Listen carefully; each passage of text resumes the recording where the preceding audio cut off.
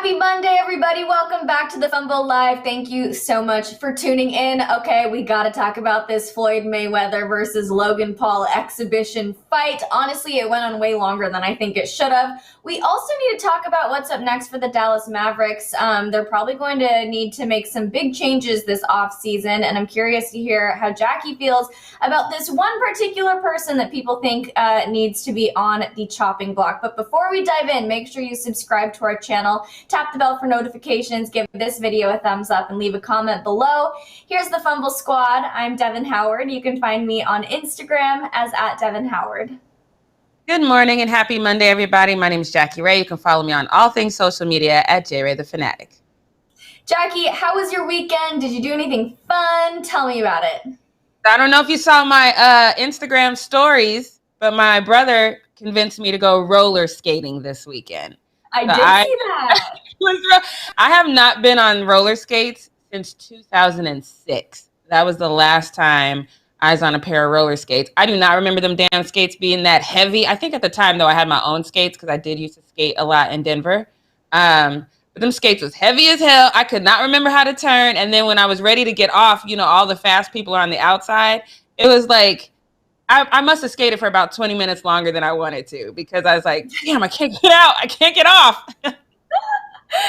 I love that. I watched your Instagram story. You looked very cute on your skates. Like, to me, you looked like a little 70s roller rink girl, and I loved it. I loved it. I love rollerblading, roller skating. I'm actually decently good at it. When I was little, I took ice skating lessons for several years, and I think that that's helped me.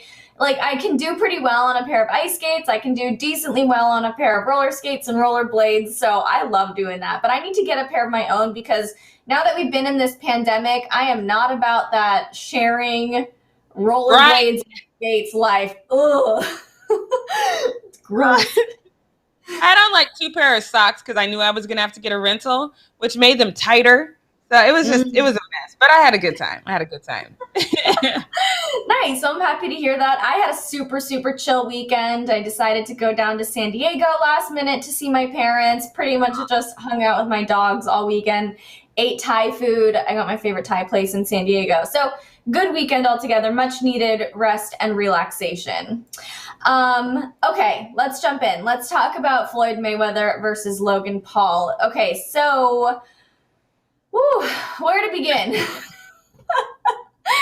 You know, so when we heard this fight was happening, all of us were shocked. We really couldn't believe that Floyd Mayweather would agree to fight somebody like Logan Paul because Logan is an amateur. He's a YouTuber. It's hard to take him seriously in pretty much any setting whatsoever. So for Floyd Mayweather to agree to this fight was pretty shocking to begin with. And, you know, Logan was given that height and weight advantage. And even with that, it was hard to imagine Floyd technically. I know it's an exhibition, so it wasn't really like who wins, who loses. But like we all know there's a winner and a loser. And even with that height and weight advantage, it was hard to imagine Floyd ever losing to somebody like Logan Paul. But then again, this whole thing had us all confused as to why Floyd would even choose to do this. It was really, really bizarre. So I think that what we can all break it down to is that this was just a fully staged money grab from both of the guys. Like, there was absolutely nothing authentic about this whole thing. At least that's how I took it. There was one moment in particular that kind of gave it away for a lot of people. Someone posted a clip on Twitter showing Floyd punching Logan in a pretty like aggressive and intense way. And Logan, for a moment, seems to kind of just go limp. Like, his body just kind of stumps over in dead weight. But Floyd, this is the kicker, Floyd holds him up to keep him from falling so that they can keep the fight going. Because the longer the fight goes on, the more money they get. So, Leo, can we play that clip right now? All right, so watch. Look. Obviously at 44. He just looks like he's about to crumble. Jackie, initial reaction. I can hear you laughing back there. Well, first of all, I didn't get to see the whole fight because I was on another show at the time, so I had to watch a lot of the highlights. And of course, this is the first. I did watch the whole 8th round, and the whole 8th round, you could tell that Logan was just so exhausted Dude could barely breathe. He was sweating like a whore in church. It was hilarious. And I really thought that Floyd could have knocked him out, but he chose not to. He like literally chose not to go hard in the paint at the end.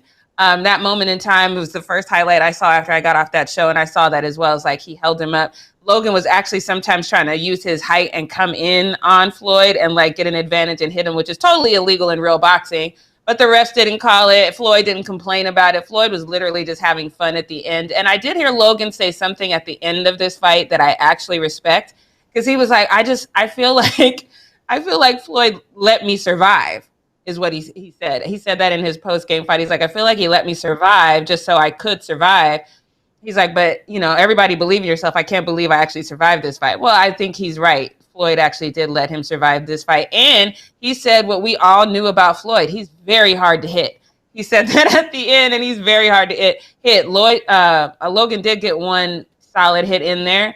And it was one of those moments where I was like, oh, my God, Floyd got hit. And then Floyd was just like, ooh, good job, good job. Like, he kind of nodded at him and like, good job. I'm like, I don't want your accolades in the middle of a fight, Floyd. Like, I want you to actually try to end this dude. But the whole fight just looked like, this was Floyd trying to get this money grab. And at the end, Floyd wasn't even winded. He was like, yeah, I give him his props. He stayed in the round with me, and then they asked him, could he possibly be a fighter for real? And he's like, he needs a lot of work, but if he's got the heart, maybe, but he needs a lot of work. This whole thing, like you said, it was just one of those, why am I watching this kind of thing? So yeah, I'm glad I didn't pay for it at all, because a lot of people did, though. A lot of people did. I know. A lot of people did pay for it. I didn't, but a friend of mine did, so I took advantage. It was interesting to see that moment where Logan does kind of like slump over, because it seems like he momentarily loses consciousness, but I think there were other people on Twitter that were saying that's not what happened, that it was a tactic that Logan was using to do kind of like what you said, where he was putting his body and his like height, his weight on top of Floyd in order to tire him out. But to me in this moment, it just didn't look like it was that strategic. Like, it looked like it was just an initial reaction to being hit and like losing consciousness.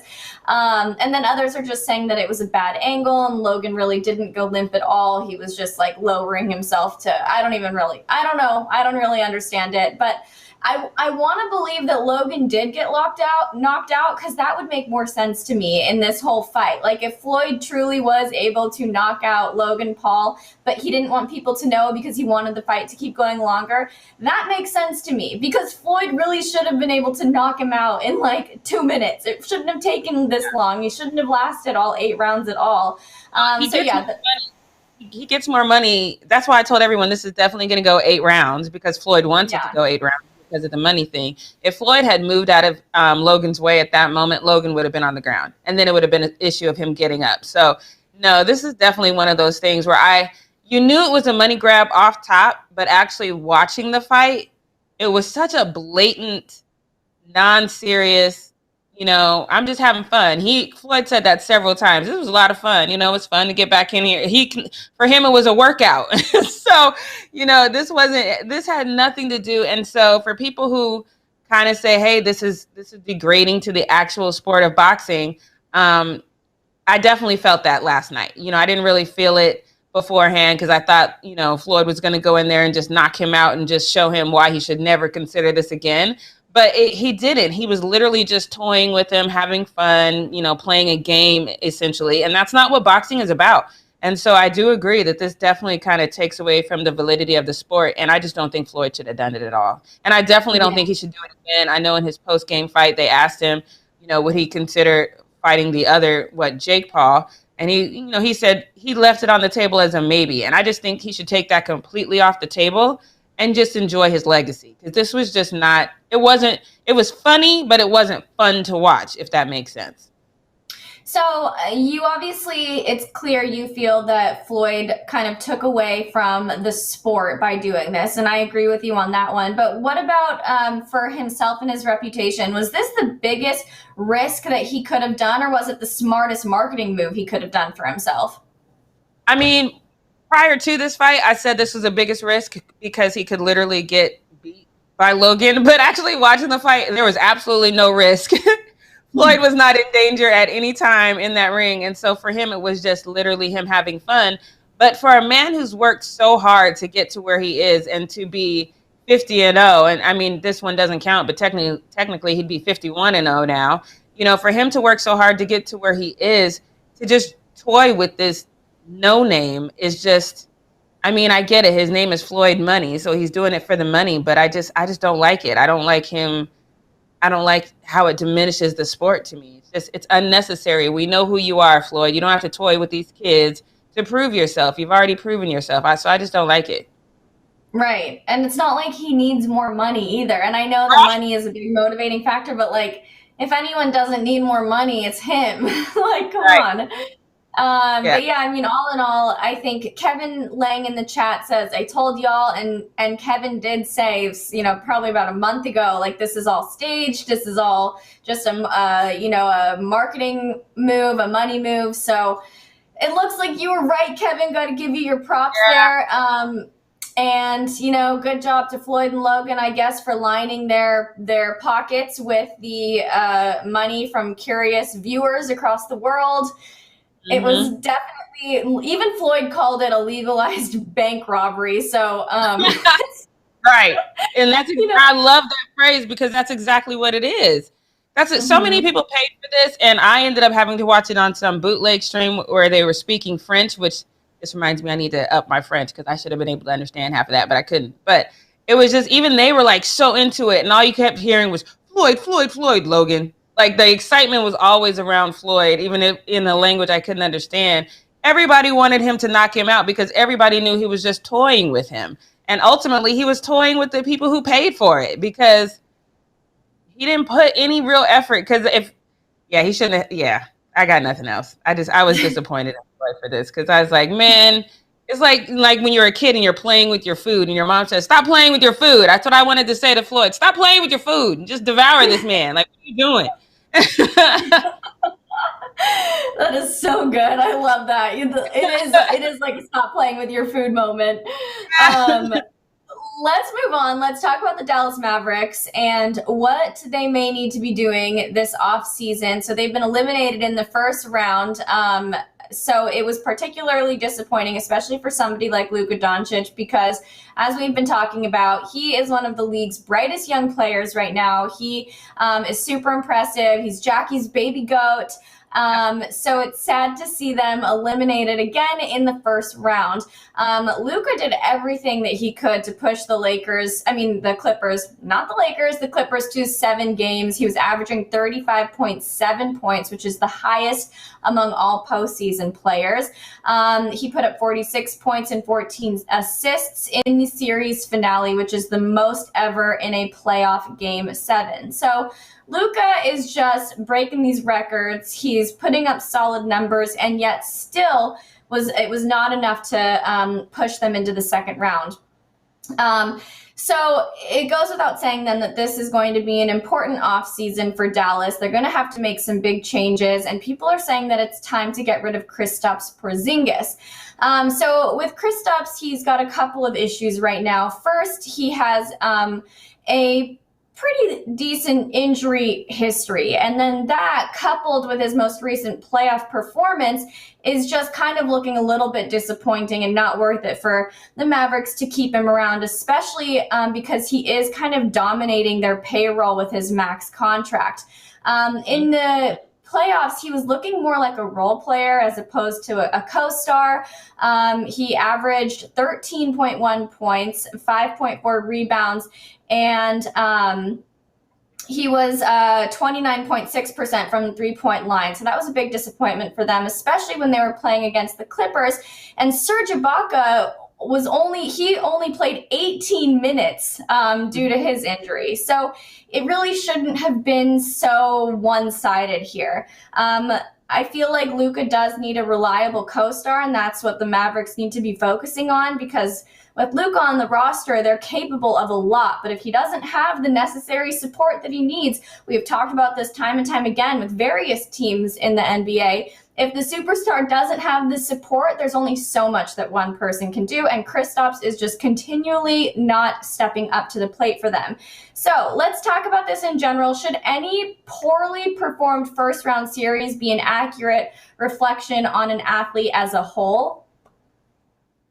Oh, that's a good question, because I do think sometimes you can count some series off. I think that for the Mavs, though, this is a lot because, like you said, Porzingis is the highest paid player on that team. So I do expect you to perform like the highest paid player on that team. Luka's only making $8,000 a year. Porzingis is making like $29 million this year. I mean, so yeah, $8 million for Luka. So why am all I'm talking about is Luka? You should have that Kyrie Irving mindset where, yeah, LeBron was there, but you thought you were the man. You should be proving that you're the man. You should be his best wingman. So I think if you can get rid of him and kind of free up some of that money and then build around Luka, Tim Hardaway, and JJ Redick, I think that's what you do. And I just think, and I know people are going to be like, oh, what about his injuries though? I've said this before on this show. I'm going to say it again. Staying healthy is a skill set. And if I can't count on you to stay healthy, if you all of a sudden become this fragile person, I have to see if I can find someone who can stay healthy. And unfortunately, I hate to say that because that's my question about AD now. I've seen so many memes about him being Mr. Glass. And so, yes, I get it. Injuries suck. But at the end of the day, I need to win. And I say this all the time, it is a team sport. Carrying an entire team on your back is hard, especially in a 7-game series. It's a little easier in the regular season when you can just do it game by game. But in a 7-game series, doing it by yourself and teams figure out, okay, if we just stop you, then we're good to go. It's extremely hard to do that. So I understand the narrative that Porzingis should go, especially when you're talking about the amount of money you would free up to potentially get someone in there with a trade or something like that. So I think Porzingis' contract is through 2024, 25 or something like that. So definitely would have to trade something out. But trade him out and build around the 3 guys that you got that are going to put in the work, because at this point, he's just not. He should have been so on fire, especially with the Clippers. The Clippers went on a 24-4 run. It started with a 12-0 run in that series. But there were moments in time where you thought the Mavs really had this under control, and they just let it get out of control. This wasn't a game, in my opinion, that the Clippers just flat out won. It was a game that the Mavs lost control of. And Porzingis needs to take some of the a huge chunk of the responsibility for that. And then, does he sit down and reflect on that himself and say, hey, injuries or no, I didn't do what I was supposed to do in that situation? Or do the Mavs say, hey, let me move on? Mark Cuban's one of the best business owners I know. He's like my business goat. So these are conversations that are definitely going to be had, and he's definitely going to make the best business move for this organization. And I think that it does make sense to move on from Porzingis personally. I think it does too. I think very clear. Another echo dragon. Sorry about that. I lost my train of thought, but I think that it is very clear, especially based on this playoff performance, that it is time to part ways with Kristaps, especially because if his contract wasn't taking up so much of the payroll, I think that maybe they'd be able to work around it. But since he is occupying so much of what they have available to pay somebody else who's going to be able to step up more, I think it is definitely time to see him go. But, we talked about Paul George turning into pandemic P in the bubble last year. And I think in that moment, I think I speak for both of us here. We did have a lot of empathy for him because we knew what he was going through when it came to his mental health. And yes, he needed to step up more. He needed to have more of that kind of like dog mentality, that fight in him, which he didn't have. But sometimes it's really hard to overcome a mental health issue. But I think that a lot of us were able to kind of look at that pandemic P performance and say, that's not necessarily representative of who Paul George is as a player as a whole. So where do we draw the line when it comes to having empathy for players who have poor playoff performances versus, in this situation with Kristaps, we're like, okay, it's time to see him go? This isn't Porzingis' first time going missing, and that's the thing. I get it. This is the one playoff situation that we're judging him on, but he's gone missing before. And when you have someone like Luka, who I definitely call the baby goat, I know a lot of people don't think of him like that, but I definitely see potential in him and doing great things. So you have to have great assets around him. And maybe it is a conversation, but I don't know if it's a conversation that you have a long conversation. This needs to be an immediate change if we're talking about Porzingis. But I just didn't see, because they, like I said, that game last night, they had a chance to win it, and they didn't because it all fell on the shoulders of one person. And I think when you see something like that, and as a teammate, you should want to step up, and you should want to, not panic, and really kind of bring these guys together and do what you need to do. You want to earn your money. You don't want to just be out there getting this check that you haven't really put in the work to earn. So this is one of those things where I don't really know what they're going to do. If they move on from Porzingis, that makes sense to me. If they stay with him and he comes out and we see this astronomically better level of play, that makes sense to me as well. But it's got to be a situation where it's one or the other. We see a brand new Porzingis, especially in the playoffs, or we move on. And I don't know, because it's going to be a risk. If you decide now that you're not going to move on from him, that's going to be a risk come the playoffs next time. And then if he has this same kind of essence in the playoffs again, then you have to blame yourself. So it is a risk either way. I know that's one of the things Dame said about, like, you don't know if the grass is greener on the other side. If you get somebody else in there, you don't know for sure how that's going to play out. But in this moment, you need to do something. So what that is, I'm not sure, but they definitely need to do something. I agree. They definitely do need to do something. So we'll see what happens. I honestly think that it would be better for them to take the risk of getting rid of Kristaps Porzingis and finding somebody else, because like you said, this isn't the first time that he's gone missing, and I think that we can kind of start sensing a pattern here, and it would probably be in the Mavs' best interest to replace him with somebody else that's going to be able to do more and pull up more in the playoffs. Very interesting situation here, because we do have such a shining star in Luka. We want to see him succeed. I know that you say a lot of people don't refer to him as a baby goat in the same way that you do, but I have heard that a lot. I've heard that actually quite a bit from people. So I think that that's not a very far-fetched idea here. Luka has a super, super exciting future ahead of him, and he needs to have talent surrounding him. We've said the same thing about Dame. We talked about CJ McCollum and how, like, maybe it's time for them to separate. Maybe it's time for Dame to get somebody else over there with him. And that's not a knock on CJ. They just are not on the same page at the same time. And sometimes that happens. So let's wrap up Need to Know News now at this point. We have so much to get into for the post-up, so let's just dive right in. Yes, let's start. I saw Kevin Pryor in the chat. He said it's not that easy to trade Porzingis. That's true because of that money, but you got to do something. But let's get into this Floyd Mayweather fight. If you saw the fight in the chat, please raise your hand and let me know what you thought about it. It was definitely clear that Floyd money won. It wasn't even, if you watch the fight, it wasn't, like I said, it wasn't one of those entertaining fights where you kind of were like, oh, this is a great fight, this is fun to watch. No, it was just Floyd playing with his food. But take a look at this first tweet, because the stats are definitely a little bit shameful. So Mike Gill posted this saying, the punching stats from Floyd Mayweather versus Logan Paul have been revealed and they are shameful. So I know you can't see it in that, but look, this is ridiculous. Mayweather got 50% of his jabs, 39% of his power moves, and for 40% total. Logan had 10% of his jabs, 15% power moves, and a total of 13% as far as his punches being landed. Like I said, he was just toying with him. Floyd easily could have. Look at his face. This is Logan's face at the end of the fight. Like, y'all, I need water. I need water. So he's just so dehydrated. And then this is Floyd. Like, hey guys, did you see me? Like, he's like that little kid. It's like, look over here. Did you see me? It's night and day difference. Floyd was literally out there just having fun. This is not how I want a fight to go. It was funny to watch, but again, not fun to watch. Night and day difference. For those of you who thinks that Logan Paul won, I'm just gonna write you off like you just either didn't watch the fight or you don't know enough about boxing to entertain this conversation. But based on the stats and those pictures, it is obvious.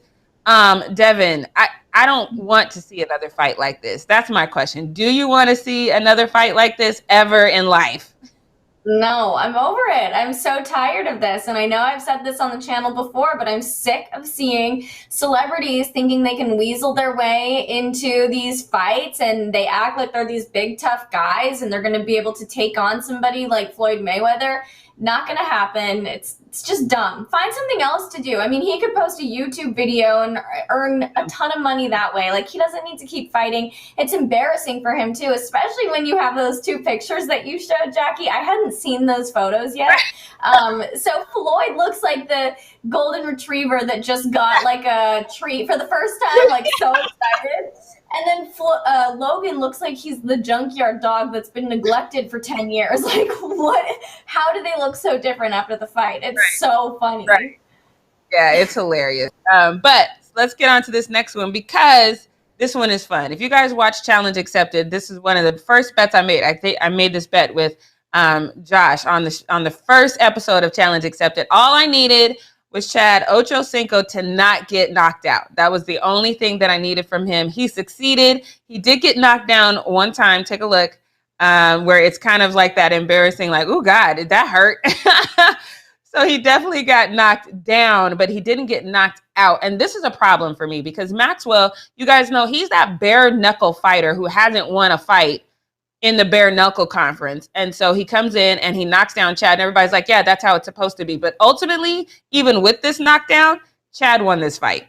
And that's the part that bothers me. So let me let you look at these stats. So look, he's got 40% of his jabs, 29% of his power moves. He's 31% overall. Maxwell, who is a bare knuckle fighter, landed 0% of his jabs. That is so embarrassing. This is the worst case scenario if it had been Floyd, where you go in there and you are the person who's actually experienced in this and you fail miserably. I don't know what your plan B is, sir, but you need to do that. Fighting is not your thing. There's no way in hell you should have had this happen. And this is exactly what I was thinking. He couldn't land a jab on an NFL player. My guy. Just moment of silence for the ridiculousness of this. And then Chad, of course, is happy about this whole thing. He's like, yeah, I survived the bare knuckle guy. He says, holy S, that was effing fun against a real effing bare knuckle fighter, and I effing survived. No, sir, you won. Maxwell, you should never, ever, ever fight again. This is not the plan that God has for you. You need to do something else. Pray, ask for guidance, but you need to do something else. Maybe accounting is in your future, but fighting is not in your future, sir. I am so sorry. Devin, a bare knuckle fighter not being able to land a jab against an NFL player. Should he continue his fighting career? It is time to retire that fighting career. That should have been an easy fight for him, and it wasn't. So, yeah, definitely time to say goodbye. That's so humiliating, right? Like, that's so embarrassing for him. I feel a little bad. Yeah, I mean, that would be like me going in there and I'm landing 30% of my jabs against Chad. Y'all would be like, okay, she sits down and talks for a living and you couldn't land. That would be just the worst. That would be so embarrassing. So yes, sir, don't get embarrassed like this anymore. Your time has passed. So let's move on to this next one because we just talked about these two individuals and I have a theory on this about what happened because Luka didn't want any part of Paul George's jersey. But what we really do need to shout out is the person who does the voiceover for this because he is hilarious. Take a listen. Oh, man, please tell me. Hold up. Paul George taking off his jersey. Yo, Luka, take off yours. Luka said, fuck out of here. I don't want your jersey. Oh, shit. Book is still in the league? It's the ending for me. Like, oh, damn, Book, I didn't know you still played. Hey, dude, that is hilarious to me. I don't know. I think now I could be wrong, but I think Luka has body issues. I don't think he wanted to take off his shirt because Paul George taking off his shirt is one thing. Luka taking off his shirt is not the same thing. And I think he might have been a little bit embarrassed. But do you guys believe this? Because let me show you this next tweet. Because it says that Paul George jersey swapping thing. He said, I did send one after in the locker room so you guys can calm down. He did not diss Paul George. But that's what leads me to believe that Luka has some sort of, body issues where he's not really comfortable in taking off his shirt in front of, someone like Paul George. But here's the funny thing. I want you guys to watch this one more time and look at Kawhi's face, because he wants no part of this whole jersey exchange. Take a look. He's in the back. He's right behind Paul George. So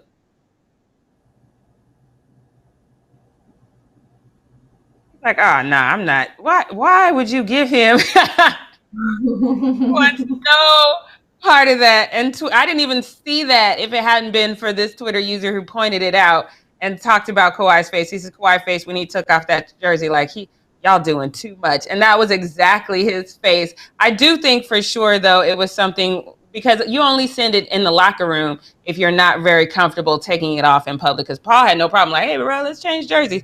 No, I'm gonna have to get mine to you later. So, definite body issues, if you ask me. Devin, what do you think? Yes, I agree. Poor Luka. That's really sad. But because they did change and they did do the swap in the locker room, like you said, and he talked about it on camera too. He just didn't want to do it on the court in front of everybody. So clearly, it's a lot more than it's a lot more than just like wanting to do it behind the scenes or whatever. Plus, Paul George had that undershirt on. Luka didn't have one on, so he really didn't have anything to cover himself up with. Yeah, he probably got this whole area is just not working out. He's not summer snatched yet. He wasn't ready. So there's a lot that went into that situation. But summer is a coming, Luka. Your off season has started. Now you can get snatched, and then next season you can do it, in public. You got this. I believe in you, Luka. But let's move on to this next one, because this I'm not a Frank Vogel fan. I think I have expressed this over and over again. And I'm definitely on Team Trez for this one, because I think he's 100% right in what he posted. So consider this. He averaged 18 points per game in the playoffs last season with the Clippers. And he had a respectable role with the Clippers or with the Lakers. But he posted this to his IG, and it says 2020, sixth man of the year, averaging 19 points per game and 7 rebounds per game. And then 2021, he's the defensive player of the year versus Suns, averaging 9.8 minutes. And he said, I played the role I was asked to play. That's 100% accurate. It's a little bit of shade. It's not a full-on slander, but it's a little bit of shade, because we know that Frank didn't know what to do between Gasol and Drummond. And we damn sure know he didn't know how to use Trez. So I appreciate this shade. This user, I was with her until the end. The end I don't agree with at all. She says, I think Vogel should be gone. Lakers played flat and not ready for playoffs. Too many experiments with lineups. That's where my agreement with her stopped. Kuz play better starting. No, ma'am. But up until that point, 100% agree with her. Frank Vogel has to take a lot of the ownership on how flat we were. And I just don't have anything else to say about that. But let's go on to one of our favorite people on this show. We absolutely love this man. He sounds like a young Peter Griffin in this video, but he's out here vibing, living his best life on his boat.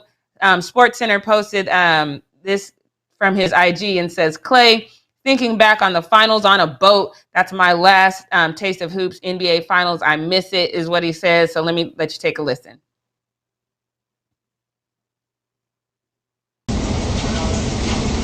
Oh, it's a bar right here. Lead the league in scoring, man, but look at my assist. Hey, how was a bar? Love to reminisce. Shout out Drake, artist of the decade. Damn, that's impressive. We had a little beef, we had the city turned up. That's my last taste of hoops, man. NBA finals, I miss it. There's nothing like the finals, Nothing like it. He sounds so corny, but I love him to death. He would have been having that whole conversation if he wasn't on IG Live. He probably went on the IG Live just so he wouldn't have to talk to himself, because I can tell Clay's like me, and sometimes he talks to himself a lot. But like I said, he sounds like Peter Griffin to me. Sam is feeling this clip where he kind of is very specific in something he says, because fans are saying, hey, we need you to go out there and score 28 points per game, and listen to how Clay responds to that. 28 points per game, that's a lot, man. I'll take a dub and some great defense. How about that? 50, 40, 90. That's the goal. Man, this is lit, though. You guys want to tour the vessel? Here we go. This is the cabin. That's where Rocco be chilling. It's the bow. That's the whole tour, Clay. We didn't need that tour. It was like, there's the back, there's the front. My God, somebody needs. Where is Rocco? He needed a friend on that boat with him. What is going on? One person said, go ahead, Devin. Clay is really out there. I thought that there might be like a couple girls like tanning on the front of the boat or something. He is really out there all alone, just talking to himself. I for sure thought there was going to be somebody else visible, but no, I feel like I should go out there with him. I love boats. Right. Where's Rocco though? He's always has Rocco. Rocco wasn't even on there with him. He's just literally chilling. Y'all want to see the tour? Y'all want the tour? There was no tour, Clay. There was no tour. Here's the thing. I have a feeling Rocco is not a very good swimmer, and so he probably was worried that he would jump off the boat, and then, bulldogs are so, because he's a bulldog, right? Yeah, he's a big bulldog. He was so thick, he'd probably just sink like a rock. So I understand it. I applaud him for not bringing Rocco on the boat. They have doggy life vests. They have doggy life vests. Devin will come, Clay. So at least you can have one friend, because you did look real. Y'all want to see my room? Like a little kid. Like, oh, Clay, we love you so much. But that was hilarious. That was hilarious. Kevin Lang in the chat says Clay is low-key having a mental breakdown. I mean, maybe. Maybe. I don't know, poor Clay. We love you, Clay. Don't break down. Just be healthy. Somebody else said don't slip and tear it. Yes, be careful. Make sure you got on tennis shoes that are good in water, sir. All right, let's get into this next one, because this next one, I am betting my last $5 good of today that this clapback is going to make Devin cringe. Okay, so just know that. Let's all wait for it. But Jason Tatum has this new endorsement deal with Spotify. So he posted this commercial. I'm not going to show you the commercial because it's just you should log on to Spotify. So it's a commercial that he posted on his IG, but then he had this caption with it on his IG. That says, whether I'm curating a playlist for practice or educating my little man on music history, music is a big part of my life and something that sets me apart. Find out how you listen on, should say find out how you can listen on Spotify. And this is its partnership with Spotify. So Mo Bamba noticed the same thing that I noticed. I was like, that he did not write that, because he does not talk like that in real life. So let me show you what Mo Bamba said. He says, I know damn well you ain't used the word curating on your own. And Jason Tatum says, chill. You know I went to Duke, great education. See, now, if you're saying great education, you have to say chill, period. You know I went to Duke, comma, I have a great education. That was not punctuated properly, sir. So you can't say I have a great education if you don't use punctuation properly. I'm just preparing you because I know Devin has an issue with this punctuation. And then I love it. I was like, oh my God, Jackie, I taught her well. Yes, I am a big fan of proper punctuation, proper grammar, good spelling. That's what you really need to have if you're trying to hit home with a clapback. But I will say, the idea, the motivation behind the clapback, solid, great. Duke is a very prestigious school. So I think that it was good that you brought that up. But also, it's okay to admit if you have a little bit of help from Spotify's PR person. If you're kind of helping you tweak the caption a little bit. He probably is not using the word curating in his daily life that often. So, Definitely not. He's not walking around saying, let me curate a playlist for you. He's not doing that. He's like, you want me to make a playlist? That's how he's saying.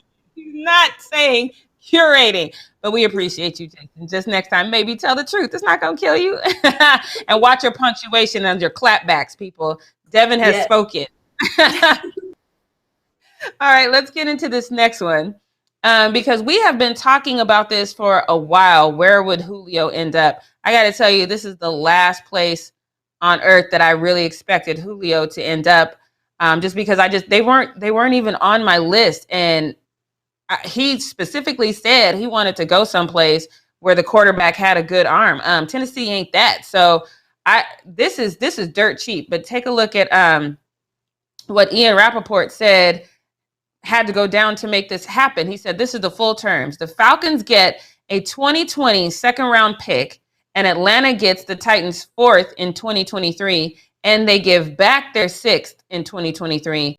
Now the Titans have Julio Jones. That's like bargain basement prices. That's like Black Friday, Cyber Monday prices. That is dirt cheap for Julio Jones. I am floored by that, and apparently Jalen is as well, because he posted this to Twitter. He says, I'm gonna have myself a good Sunday, but this is all it took for a generational guy, and we're out of the Julio sweepstake. Wow, we would have been unstoppable for real with all them weapons. LOL. Julio to the 615 fire though. I mean, I guess I don't know if you really want to have that big arm. That's not where you want to go. Somebody in the chat, Stay Mad, says, I don't have football IQ. Sir, you don't know nothing about me, but I'm telling you right now, if you honestly think the big arm is in Tennessee, that's not where you go if you want a big arm, period. I think there's only a couple places you go in the league if you want that big arm, and neither of them are in Tennessee. But I digress. So let's move on to this next one, because this next one is hilarious. And there's somebody who's giving a pass to our fans in the stands here in the States. Okay, so the United States men's national soccer team, they took on Mexico, right? And so during the pregame ceremony, some crazy fan decided to do some crazy stuff. But my question is he okay? Because I never heard him land and I didn't hear a scream. So take a look at this. Wow, sorry everybody. Something going on behind this. So I don't know if you guys have ever been to a stadium, that drop from that floor to the next is, even the guys looking down like, oh, he did. Let me go clean this up. Like this, just look at the guy chasing him. He's like, damn, you okay? Like, I don't know if this guy is okay. That looks like something I wouldn't. I'm terrified of heights, so I would have just been caught right there. I'm not jumping off of nothing. That's just not happening. But the guy in the suit that's right by him, look at his face. He just looked at him like Beyonce looked at Michelle when Michelle fell in that performance, and Beyonce was just like, okay, and stepped over her. That's the same face. That is the Beyonce, I don't care that you on the ground face. He literally is laughing, and I'm like, dude, why are you laughing? Is dude okay? And then this fan says, we just don't get it here in the States. All the stuff that we're mad about, we really need to calm down. So this user says, U.S. fans must understand that whoever played football in Europe has certainly seen crazier stuff than this. So chill. Even if things are right now looking a bit out of order in U.S. sports with fans, you are light years away from European fans. Let the people vent a little bit. What? I don't want to go to a Europe game if you're saying that the crazy nonsense that we're seeing in the stands is like, that's nothing. Devin, the whole thing, like the dude's nonchalant look at him, dude jumping over what is happening at this game? Oh, you're muted. Oops, there we go. This reminds me of just last week or 2 weeks ago when somebody started walking into your apartment and you're like, hold up, somebody's walking into my apartment. What, Jackie? Well, because they did say, we're the fire department. We're here to check your. So if they hadn't said that, I would have freaked out. Everything would have been fallen. So I'm trying to maintain my composure. I think that's what was happening here. They have a man jumping off the bleachers or whatever. So I think they were just trying to maintain their composure. But one thing about the European football, whatever is happening over there. I don't remember if this was an actual European team, but I've talked about this on the show before. One of my very first assignments at the Fumble was covering a soccer game where this guy walked out on the field with knives in between his fingers and started stabbing the opposing team. Yeah. So I believe it that things get more crazy in wherever that was, and maybe in Europe. People just act up. People get very intense about it.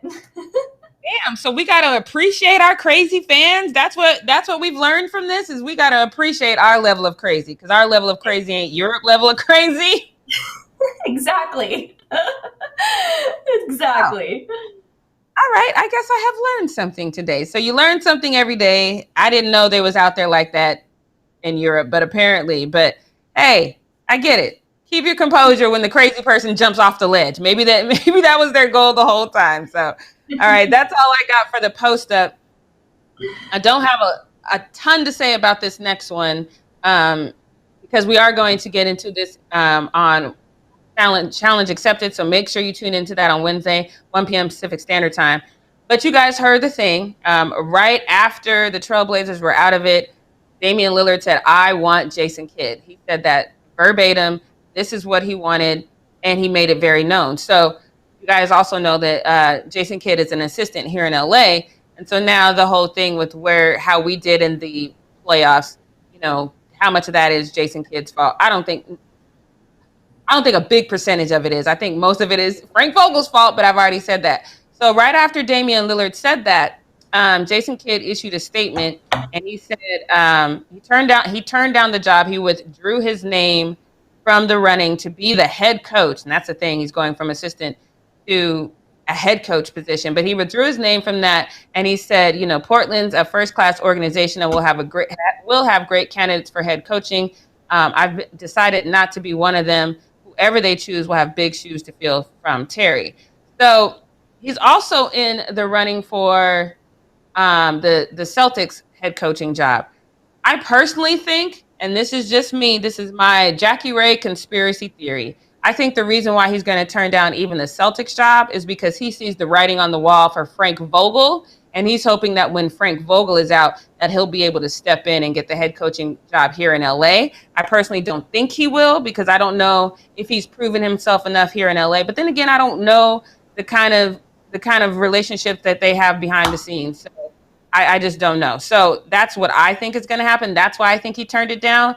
But social media went on this whole, let me bring up his past, I don't know, brigade, I guess. People were dragging up stuff. So if you don't know, in 2001, there was this whole time of Jason Kidd having repeated domestic violence situations. There was like rumblings of maybe he hit his wife, and then like for sure you could tell he hit his wife. And then the next thing you know, he was actually charged with domestic violence. He was charged with domestic violence from his ex-wife. That was, again, in 2001. That was 20 years ago. You know what I mean? And so obviously I get it, because at the time of that happening, I was one of the biggest proponents of get him out of the league. He should not be in the league at all in any way, shape, or form.